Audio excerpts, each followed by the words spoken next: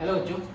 तो बेटे अब हम नेट ऑपरेटिंग इनकम अप्रोच के बारे में बात हमने करनी है और देखते हैं कि किस तरीके से ये नेट इनकम अप्रोच से डिफरेंट है और इसमें क्वेश्चन को सॉल्व करने के लिए कैसे स्टेप्स हमने फॉलो करने हैं।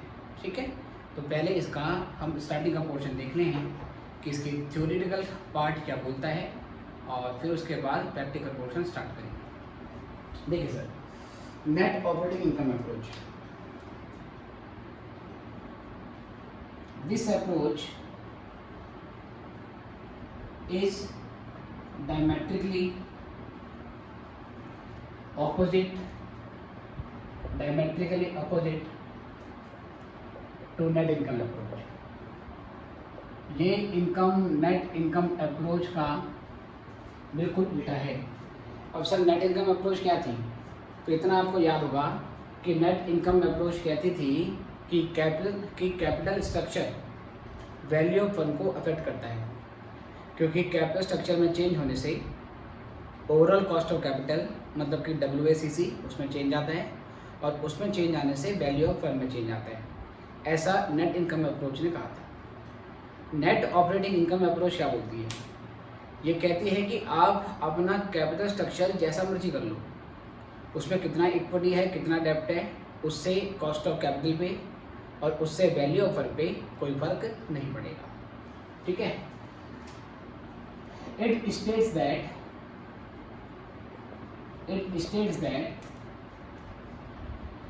Capital structure of a firm does not matter and it neither affects overall cost of capital, it neither affects overall cost of capital। ठीक है बेटे, जिसको हम KO बोलते हैं या जिसको हम weighted average cost of capital बोलते हैं, नॉर वैल्यू ऑफ फर्म। ये ना तो वैल्यू ऑफ फर्म को अफेक्ट करेगा और ना ये weighted average cost of capital को अफेक्ट करेगा। ठीक है, whatever is the method of financing, आपका मेथड ऑफ फाइनेंसिंग कुछ भी हो, मतलब आप पैसा इक्विटी से ला रहे हो, डेट से ला रहे हो या दोनों से ला रहे हो। ठीक है, value of firm and KO remains unaffected. Sir ये अनअफेक्टेड रहती है। ठीक है सर।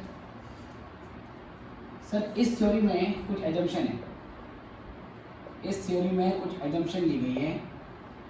इसमें क्या क्या चीज़ें एज्यूम की गई हैं? पहला पॉइंट है बेटा KD इज कांस्टेंट। KD का मतलब क्या है बेटा? कॉस्ट ऑफ डेब्ट। आपका जो कॉस्ट ऑफ डेब्ट है वो कांस्टेंट है, मतलब आप जितना मर्जी डेब्ट इंक्रीज कर दो, आप जितना मर्जी डेब्ट को इंक्रीज कर दो, आपको डेब्ट एक फिक्स रेट पे मिलेगा।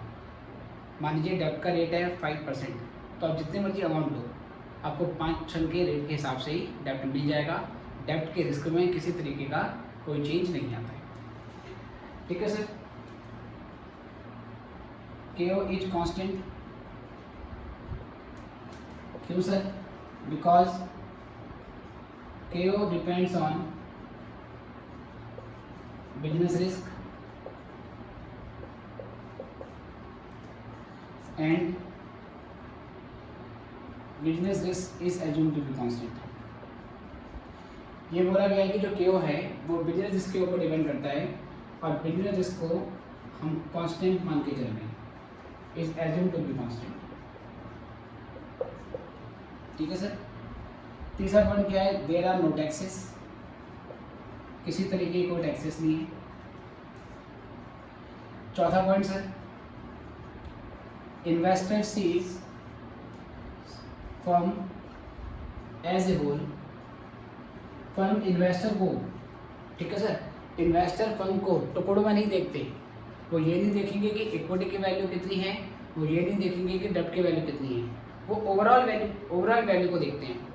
तो इन्वेस्टर पूरी फर्म को टोटल बेसिस पे देखते हैं, इक्विटी और डेब्ट के बेसिस पे अलग अलग उसका मेजरमेंट नहीं करते, जैसे कि नेट इनकम अप्रोच में होता था। Investor see firm as a whole, they capitalized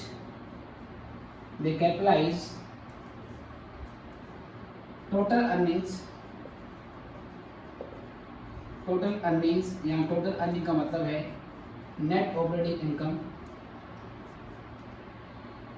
eight overall cost of capital. वो ओवरऑल कॉस्ट ऑफ कैपिटल पे टोटल अर्निंग को कैपिटलाइज करते हैं to get value of firm. मतलब ये वाला पॉइंट कह रहा है कि वैल्यू ऑफ फर्म निकालने के लिए हम नेट ऑपरेटिंग इनकम को केओ से, जिसको weighted average cost of capital भी बोला जाता है, वहाँ से कैपिटलाइज कर लिया जाता है। ठीक है सर। उसके बाद एक मिनट और इसमें आता है बेटा, ये मैं यहाँ पे लिख रहा हूँ, फिर इसका डायग्राम बनाएंगे। पॉइंट नंबर 5, पाँचवा पॉइंट कहता है when more debt is introduced, K rises while KD remains constant। जब आप अपनी कैपिटल स्ट्रक्चर में ज़्यादा डेप्ट इंट्रोड्यूस कर देते हो तो बेटा के का मतलब क्या है, cost of equity. Cost of equity आपके बढ़ने लगती है और केडी हमने क्या माना कि बेटा कांस्टेंट है। हेंस बेनिफिट ऑफ चीपर डेप्ट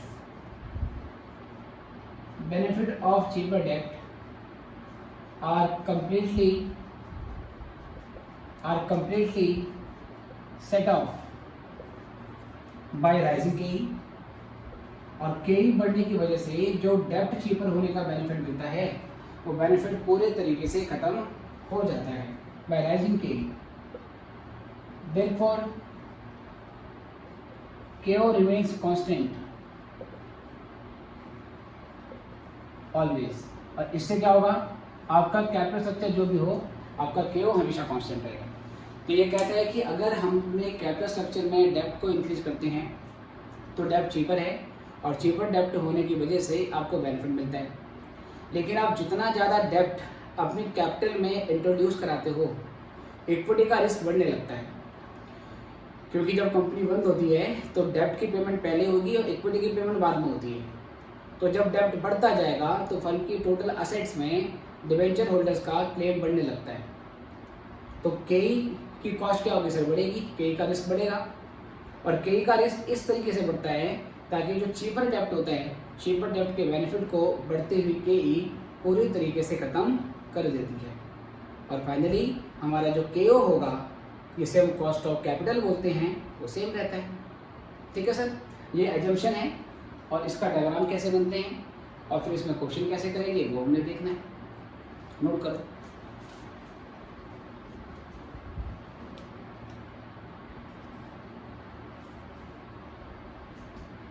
चलिए बच्चों, आप किसी भी टाइम में इस वीडियो को पॉज करके नोट कर सकते हैं।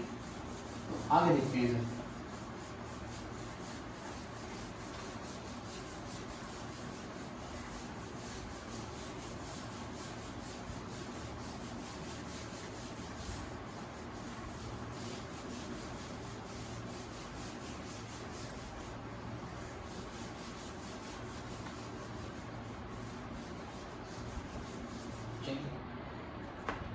तो इसका तो अगर हम डायग्राम बनाएं तो डायग्राम कुछ इस तरीके से बनता है।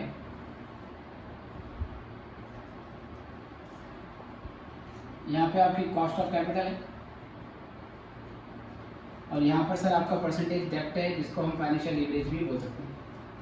तो पहले केडी को इन्होंने कांस्टेंट माना है, केडी को इन्होंने बढ़ता हुआ माना है। इनका ये कहना है कि इनिशियली जब जीरो डेप्ट होता है तो जीरो डेप्ट पर केई और केओ दोनों आपस में क्या होते हैं बेटा, दोनों आपस में बराबर होते हैं। राइट सर, ये दोनों आपस में बराबर होंगे। फिर क्या होगा कि जैसे जैसे आप डेप्ट को इंक्रीज करते हो तो डेप्ट को इंक्रीज करने की वजह से इक्विटी का रिस्क बढ़ता है तो इक्विटी की कॉस्ट बढ़ती है। इक्विटी की कॉस्ट बढ़ती है और बढ़ती हुई इक्विटी इस चीपर डेब्ट के बेनिफिट को पूरे तरीके से ख़त्म कर देती है। तो हम जितना ज़्यादा डेब्ट बनाएंगे हमें चीपर डेब्ट का और ज़्यादा बेनिफिट मिलेगा, लेकिन इक्विटी का और ज़्यादा रिस्क बढ़ेगा। तो बढ़ते हुए चीपर डेब्ट के बेनिफिट को बढ़ती हुई increase cost of equity nullify कर देगी, उसे ख़त्म कर देगी। तो इस सिचुएशन में आपका जो केओ का पोर्शन है बेटा वो इस तरीके से बन जाएगा। तो केओ का मतलब हो गया weighted average cost of capital. तो फाइनली तीनों अप्रोच को समझने के लिए आपने उनके डायग्राम को विजुलाइज करना पड़ेगा। ठीक है सर।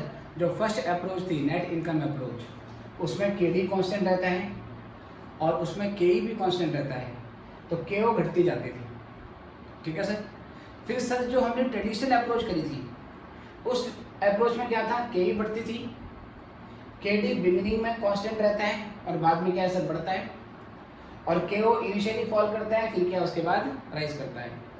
और जो तीसरी अप्रोच है इसमें केडी कांस्टेंट है और केई बढ़ती है, और केई के बढ़ने से और केडी के कांस्टेंट रहने से आपका जो केओ का पोर्शन है बेटा वो घटता जाता है। चलिए जो केओ का पोर्शन है वो कांस्टेंट हो जाता है, क्योंकि चीपर डेब्ट के बेनिफिट को बढ़ती हुई केई पूरी तरीके से नलीफाई कर देती है। Okay sir. तो ये बेटा इसके पीछे लॉजिक है, राइट। तो ये हमने यहाँ पर बात कर दी। अच्छा, अब इसके ऊपर बेटा अगर क्वेश्चन आएगा तो क्वेश्चन किस तरीके का आएगा। अब एक काम करो, पहले इसका डायग्राम बना लो और फिर मैं इसके बारे में आपको टैप से क्वेश्चन सॉल्व कराता हूँ। और थ्योरी में बेटा वही सारे पॉइंट 5 पॉइंट जो मैंने पीछे लिख दिए हैं, थ्योरी में वही पॉइंट आपको लिख के आने कि चीपर डेब्ट को यहाँ पर वो पूरे तरीके से नलीफाई कर देगी और केओ हमारा क्या रहेगा, कांस्टेंट रहेगा। इसमें ऐसे बोल सकते हैं एक लाइन और, सिंस केओ is constant always therefore value of firm also becomes constant for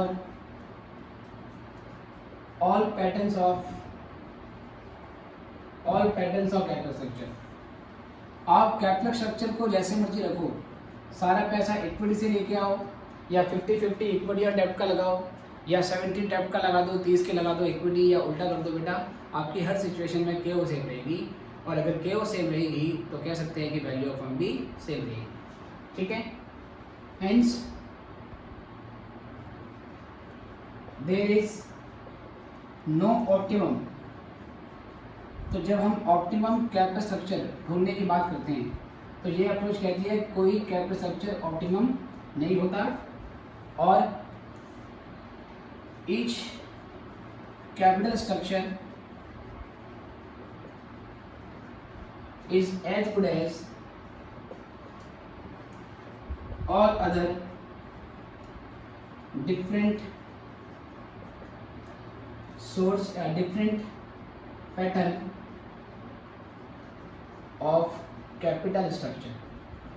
तो ये अप्रोच कहती है कोई भी कैपिटल स्ट्रक्चर सबसे अच्छा नहीं होता, सारे अच्छे हैं सर, आप जैसे मर्जी पैसा लाओ, अल्टीमेटली आपका कैपिटल स्ट्रक्चर हर जगह पे आपको सेम वैल्यू ऑफ फर्म देगा और सेम केओ आपको देगा। ठीक है।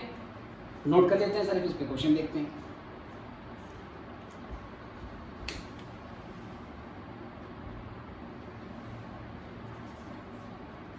चलिए, आई गेस आप किसी भी टाइम इस वीडियो को पॉज करके नोट कर सकते हो। तो यहाँ से आगे बढ़ते हैं बेटा।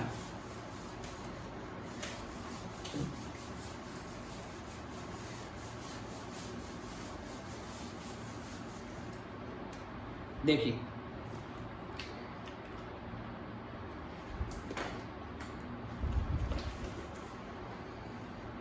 ये क्वेश्चन कुछ इस तरीके का है।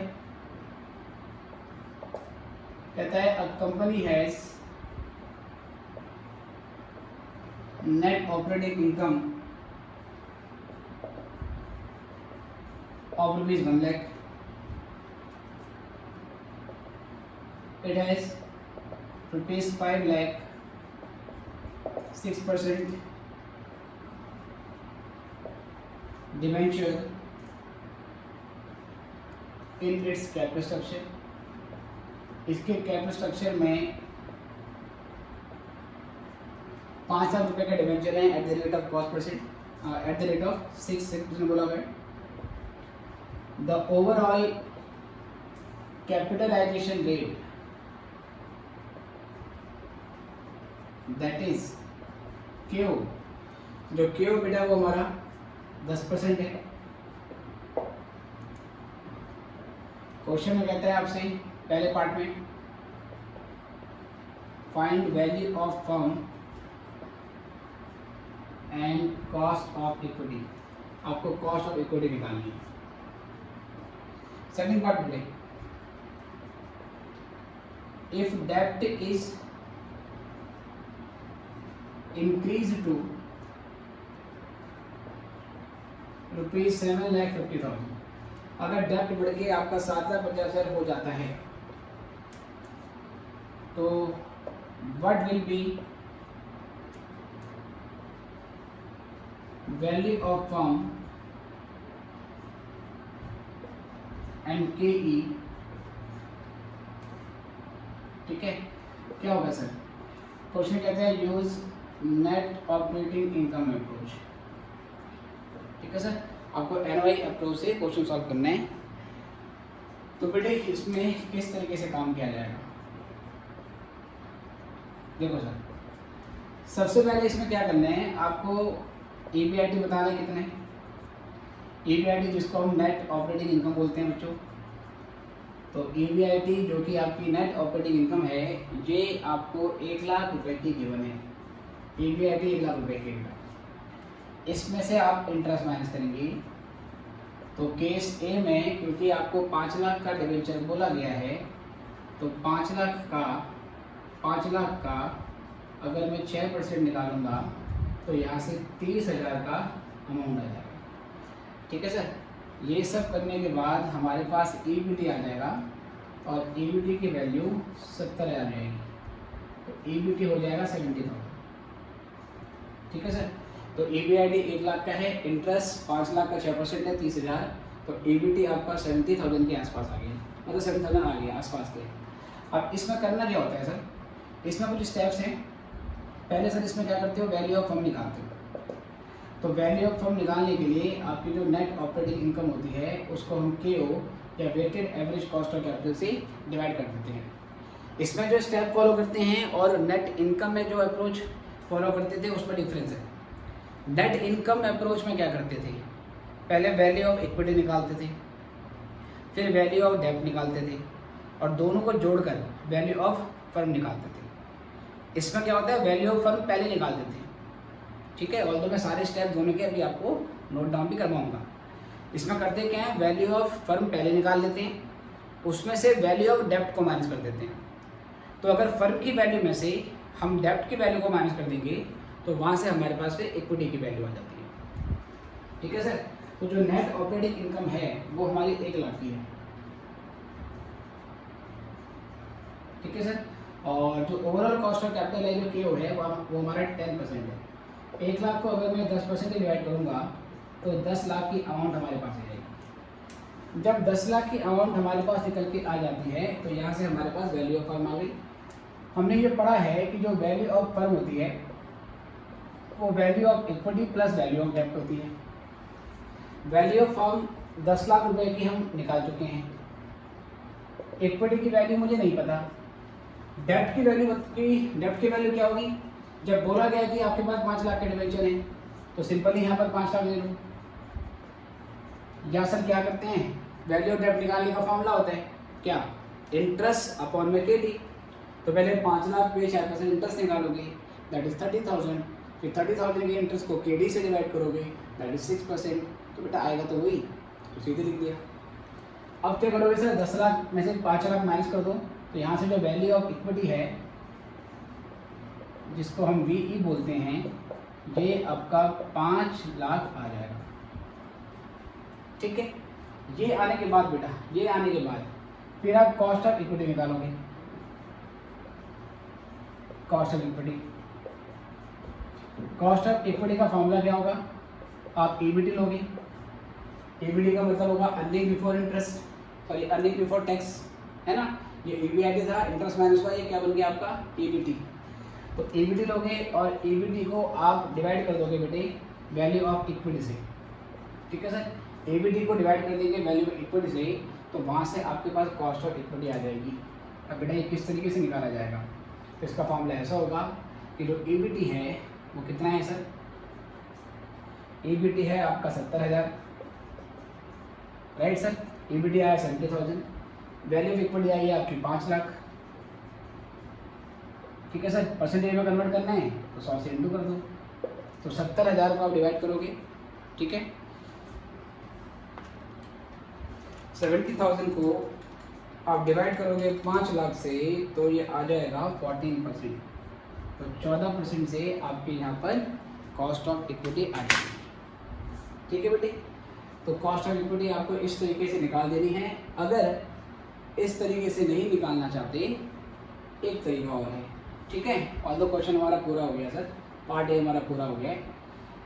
अगर आप कॉस्ट ऑफ इक्विटी ऐसे नहीं निकालना चाहते तो एक लंबा सा तरीका और है, वो क्या है कि आप ना KO का फॉर्मूला लगा दो।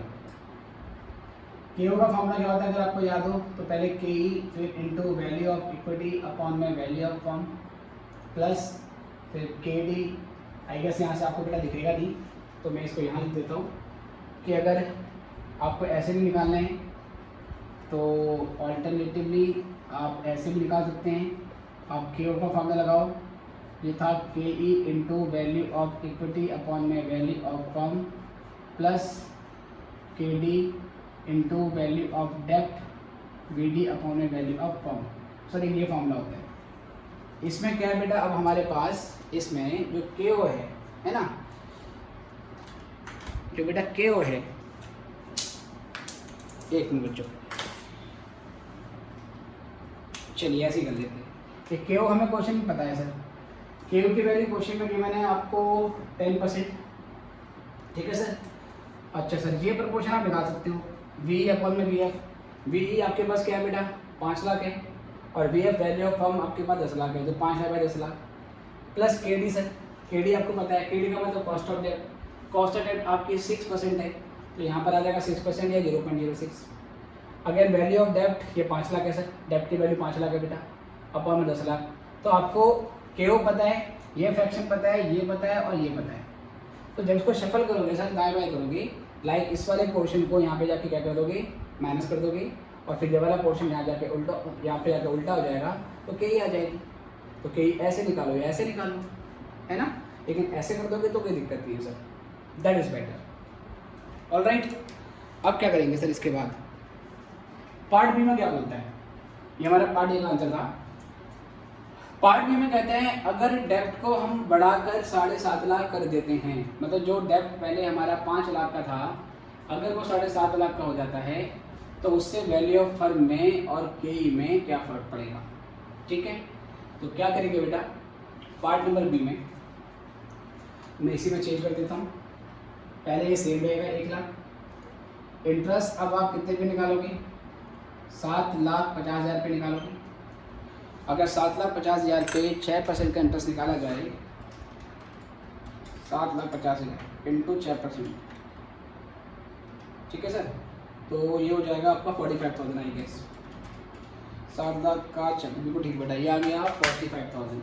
तो 45,000 का यहाँ से आता है हमारे पास इंटरेस्ट, और EBT आता है 55,000, राइट सर। EBT 55,000 है। वैल्यू ऑफ फर्म निकालेंगे वो तो इसी फॉर्म से निकलेगी, NOI बाई KO। NO आपका कितना है सर, NOI 1 लाख है और KO आपका 10% है। नेट ऑपरेटिंग इनकम अप्रोच कहती है KO में कोई फर्क नहीं पड़ता, KO तो सेम रहेगी, तो 10 लाख का आ गया।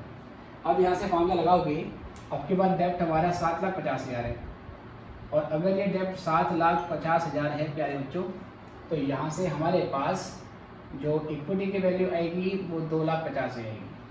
अगर इक्विटी की वैल्यू 2,50,000 है, तो फाइनली यहाँ से फॉर्मूला लगेगा EBT आया है हमारा 55,000, EBT is 55,000, this is 2,50,000, this is 2,50,000, और इसकी कर देंगे हम 100 से, ठीक है। तो 55,000 डिवाइड बाय 2,50,000 इंटू 100, तो बेटा ये 22% आ रहा है। तो 22% आ जाएगा आपका के। तो आप देख रहे हैं कि बेटा आपका के बढ़ चुका है। और यही बात तो ये अप्रोच कह रही है। ये अप्रोच क्या बोलती है कि जब आप डेप्ट इंक्रीज कर दोगे, जैसे डेप्ट पहले 5 लाख था, अब डेप्ट आप 7.5 लाख कर देते हो। अगर डेप्ट बढ़ा दोगे तो डेप्ट के बढ़ाने से केडी तो कांस्टेंट रहती है, बट इक्विटी होल्डर का रिस्क बढ़ जाता है, और इक्विटी होल्डर का रिस्क बढ़ने से के बढ़ जाती है। तो बढ़ती हुई के चीपर डेप्ट के बेनिफिट को पूरे तरीके से ख़त्म कर देती है, जिस वजह से हमारा के जो है वो कांस्टेंट रहता है।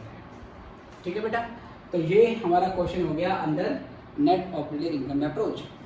इसको आप नोट करेंगे, और मैं एक बार नेट इनकम के और नेट ऑपरेटिंग इनकम के स्टेप्स आपको लिखवा देता हूँ, ताकि जब क्वेश्चन सॉल्व करें तो आपको पता रहे।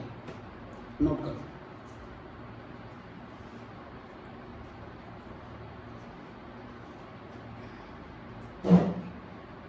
चलिए सर, आप किसी भी वक्त इसको पॉज करके नोट कर सकते हैं, तो हम आगे बढ़ते हैं। राइट, ठीक है sir. I am keep saying this again and again, कि बार बार याद दिलाता हूँ कि पॉज करके नोट कर सकते हो, है ना बेटा। कुछ बच्चे कह देते हैं फिर कि सर तो बहुत तेज़ भाग रहे हैं।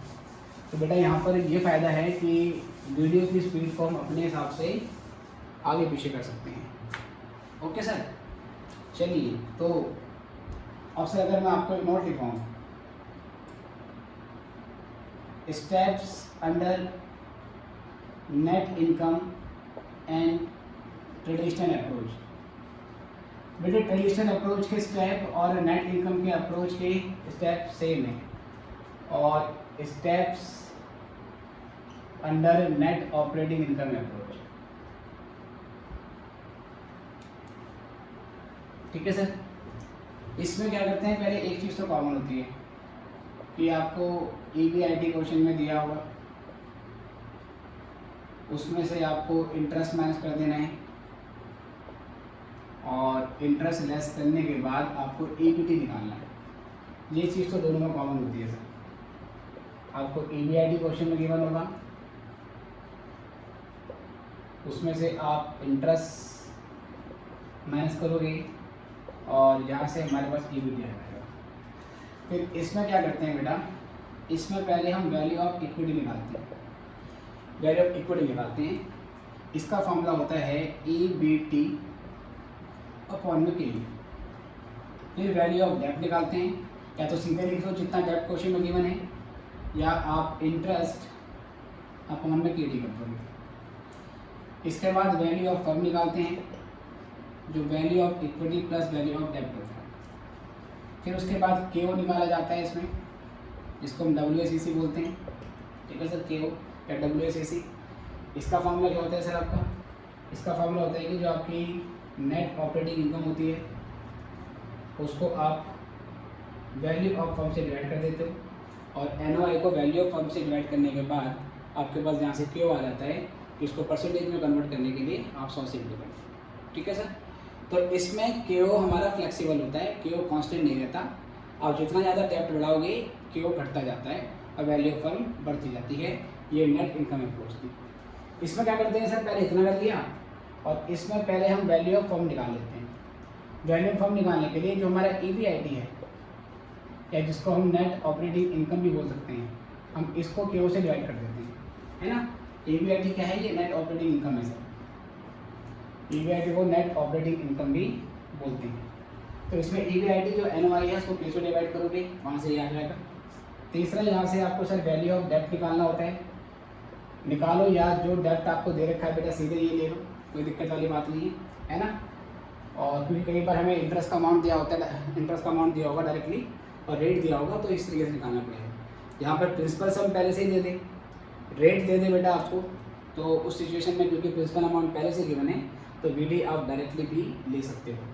फिर यहाँ से हम वैल्यू ऑफ इक्विटी निकालते हैं। इसके लिए हम वैल्यू ऑफ फर्म में से वैल्यू ऑफ डेप्ट को माइनस कर देते हैं, है ना। मतलब इस फॉर्मूले का थ्रस्ट क्या है सर? सर इस फॉर्मूले का लॉजिक तो वही है कि VF equal to VE plus VD, but क्योंकि हमें VF पता है और VD पता है, तो अल्टीमेटली हमें VE निकालना होता है। ये आ जाएगा। और इसके बाद अगर हम के निकालना चाहते हैं तो के के लिए जो ईबीटी होता है उसको वैल्यू ऑफ इक्विटी से क्या कर देंगे, डिवाइड कर देंगे। फाइनल रिसोर्स से तो करेंगे तो यहाँ से हमारा कॉस्ट ऑफ इक्विटी आ जाएगा। तो इसमें के निकालना हमारा फोकस होता है, बिकॉज नेट ऑपरेटिंग इनकम में के चेंज करता है डेब्ट बढ़ाने के साथ, और इसमें हमारा ऑब्जेक्टिव के निकालना होता है, क्योंकि इस अप्रोच में के चेंज होता है डेब्ट चेंज करने के साथ। ठीक है बेटे, अभी के लिए इतना ही, और इससे बाकी का टॉपिक आपको हम नेक्स्ट वाली वीडियो में कराते हैं। होपफुली 1 या 2 वीडियो और हमारी बनेगी और उसमें चैप्टर हमारा ख़त्म हो जाएगा। अब आप मॉड्यूल से इसके क्वेश्चन स्टार्ट कर सकते हो, क्योंकि सीएमए के मॉड्यूल में मैक्सिमम जो क्वेश्चन है वो इसी 3 अप्रोच के दिए हुए हैं। चौथा जो एमएम मॉडल है उसका एज सच कोई ज़्यादा क्वेश्चन इसमें है नहीं, तो एमएम मॉडल भी हम करेंगे। नेक्स्ट हमारा जो लेक्चर है वो उसी पे बनना है, और उस पर भी मैं क्वेश्चन आपको कराऊंगा। और फिर उसके बाद एक वीडियो और बनाएंगे जिसमें मैं कुछ एडिशनल क्वेश्चन कराऊंगा, और उन एडिशनल क्वेश्चन को करने के बाद मॉड्यूल वाले क्वेश्चन आप लोगों से अपने आप हो जाएंगे। ठीक है, अभी के लिए इतना ही, मिलते हैं नेक्स्ट वीडियो में। Good bye.